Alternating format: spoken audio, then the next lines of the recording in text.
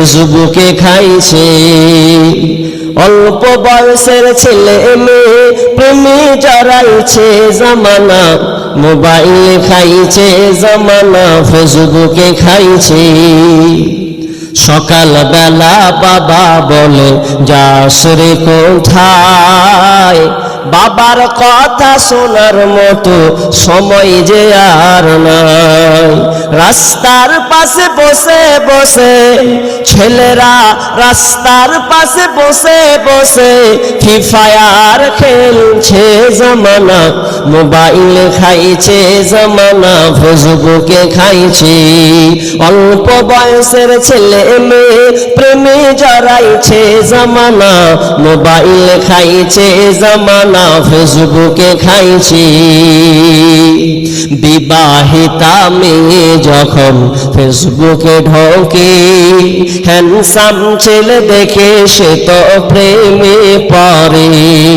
স্বামী সন্তান সব ছাড়িয়া ওরা, স্বামী সন্তান সব ছাড়িয়া নতুন প্রেমিককে চাইছে জামানা, মোবাইল খাইছে জামানা, ফেসবুকে খাইছে জামানা, মোবাইল খাইছে জামানা, ফেসবুকে খাইছে। রাতের বেলা একা একা ঘুম যে আসে না, মেসেঞ্জারে না পাইলে বন্ধু ভালো লাগে না। ওরে রাতের বেলা একা একা ঘুম যে আসে না, মোবাইলে না পাইলে বন্ধু ভালো লাগে না। তাই তো এখন মা বাবারা, ওরে বর্তমানের মা বাবারা ভীষণ টেনশনে পড়েছে জামানা, মোবাইল খাইছে জামানা, ফেসবুকে খাইছে। অল্প বয়সের ছেলে মেয়ে প্রেমে জড়াইছে জামানা, মোবাইল খাইছে জামানা, ফেসবুকে খাইছে। অঞ্জলি রোজা এই মাসেতে একটি রাত্রি সব কবার লম্পি যার। আবার মোবাইলটাকে সাথে নিয়ে 12টা বাজাচ্ছি। ওই রোজা রেখে আপনার কোনো মূল্য নাই ভাই। জি খুচুর খুচুর ফেসবুক চালাবেন আর বলবেন যে আমি রোজা আছি, ইফতারি করব, জীবনে নাই। তাহলে আপনি যদি রোজা রাখেন তাহলে আপনাকে অন্যায় অশ্লীল কাজ থেকে আপনাকে বিরত থাকতে হবে। কেমন বিরত জি? তাহলে আমি যে খেতে পাবো না ঠিক আছে মানলাম, যে আমি খাবো না 12 ঘন্টা 14 ঘন্টা, তো আমার বিবিটা যে আছে বিবিটার সঙ্গে কি আলাপ আলোচনা করতে পাবো না? হ্যাঁ, ইসপিস ভালোবাসা এগুলা কি করতে পাবো না? জি না, করতে পাবেন। কেমন কেমন পাবেন আপনি? মায়েশা রাদিয়াল্লাহু তাআলা আনহা তিনি বলছেন, কানা ইউকাব্বিলুনি ওয়া হুয়া সাইমুন ওয়া আনা সাইমাতুন। আল্লাহ মায়েশা বলছেন যে আল্লাহ রাসূল রোজা অবস্থায় আমাকে চুম্বন দিতেন। রোজা দিনের বেলায় রোজা আছে, চুম্বন দিতেন, এটা কোনো অসুবিধা নাই। তবে আবু হুরায়রা থেকে হাদিস আছে, একজন সাহাবী এসে প্রশ্ন করছেন, ইয়া রাসূলুল্লাহ বলছি যে আমার রোজা অবস্থায় কি আমার বিবিকে যদি চুম্বন দিই তাহলে কি সমস্যা আছে? ওকে পারমিশন দিয়ে দিলে যাও তুমি চুম্বন দাও, কোনো অসুবিধা নেই।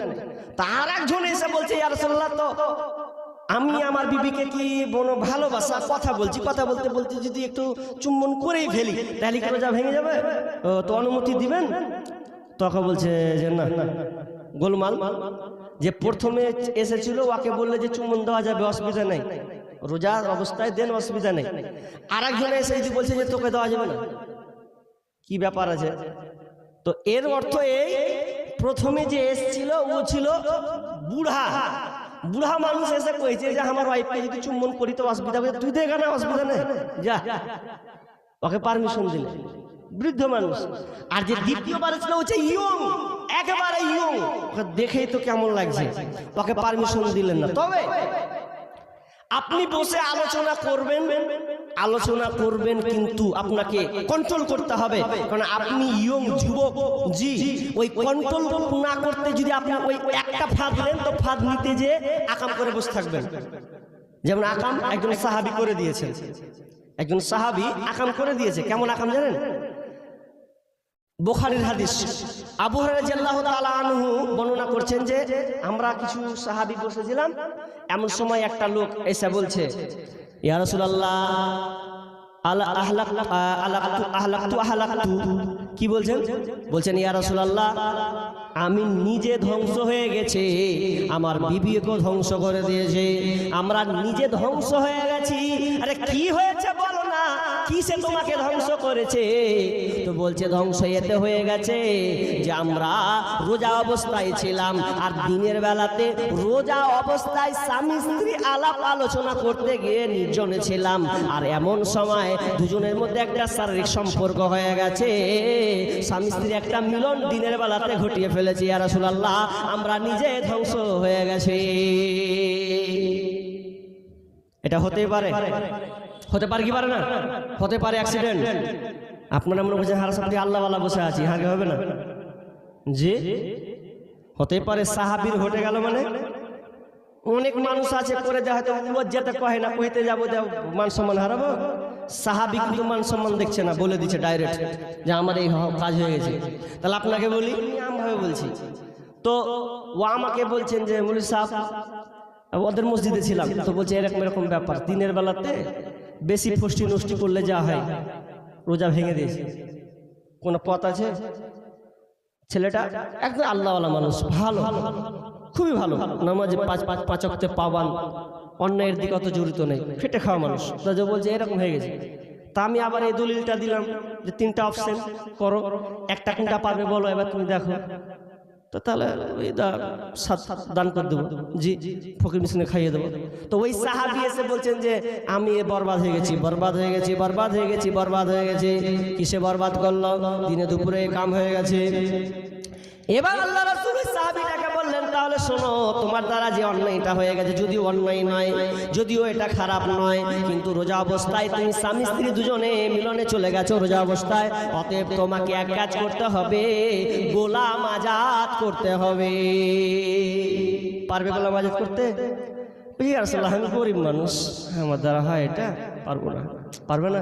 আচ্ছা দ্বিতীয় অপশন, যদি এটা না পারো তাহলে দ্বিতীয় রোজা শুনে নাও, তুমি একটা রোজা করতে গিয়ে তুমি দিনের বেলাতে কাজটা করে দিয়েছ, তাহলে তুমি শোনো, টানা তোমাকে 7টা রোজা রাখতে হবে, অর্থাৎ তোমাকে 2 মাস রোজা রাখতে হবে। সাহাবী তখন বড় বড় চোখ করছে, ওরে বাপ, রমজানেরি 30 রোজা, এই মাসেতে একটি রাত্রি শবে কদর লম্পি যার, হাজার মাসে সেরা সেরা মুছাই পাপির দুঃখ ভার। এই মাসেতে নাজিল হলো নবীর উপর আল কোরআন, ভোরের আগে নিয়ত বন্ধ ভুল করো না মুসলমান। রোজাদারের 2টি খুশি, একটি খুশি ইফতারের, অপরটি হয় আল্লাহর দিদার রোজ হাসরের প্রান্তরে। এত সুন্দর মধুর ডাকে যে জন সদা লুকিয়ে থাকে, রোজ হাসরে কাঁদবে সেদিন, পাবে না কো আল্লাহর দ্বার। ভোরের আগে নিয়ত বন্ধ ভুল করো না মুসলমান, ভুল করো না মুসলমান। জন্নতেরি 8 দরজা, জন্নতেরি 8 দরজা, রাইয়ান নামের একটি দ্বার, সেই দ্বারেতে যাবে কেবল যারা আল্লাহর রোজাদার। রোজাদারের মুখের ঘ্রাণ বৃক্ষ নাভি খুশবু সমান, তাই তো এদের এত আদর করেন প্রভু রহমান। ভোরের আগে নিয়ত বন্ধ, ভুল করো না মুসলমান। ইসলামের সওদা নিয়ে আসছে ধরায় রমজান, ভোরের আগে নিয়ত বন্ধ, ভুল করো না মুসলমান, ভুল করো না মুসলমান।